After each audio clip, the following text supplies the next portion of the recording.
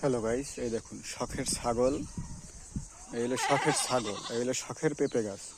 এই শখের পেঁপে গাছ, শখের পেঁপে গাছে ফুলও আইছে, কিন্তু শখের ছাগলে শখের পেঁপে গাছ ভাঙ্গিয়া লাইছে।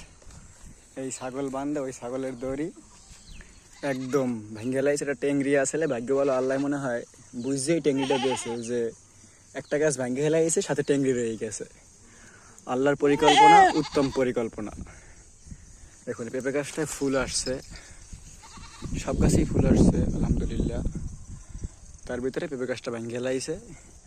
তা আল্লাহর পরিকল্পনা, সাথে আমাদের কোনো ধারণা নেই আল্লাহ যে কি পরিকল্পনা করে রাখছে। দেখছেন আল্লাহর পরিকল্পনা, টেংরি একটা ভেঙে লাইছে। আল্লাহ আল্লাহ আল্লাহ আর টেংরি দিয়ে রাখছে আগেই। তো আল্লাহর পরিকল্পনার উপরে সবাই বিশ্বাস রাখুন। টেংরি ভেঙে ফেলছে, অনেক কষ্ট লাগতে আছে, কিন্তু কিছু করার নাই। যেটা গেছে তো গেছে, আল্লাহ ভরসা।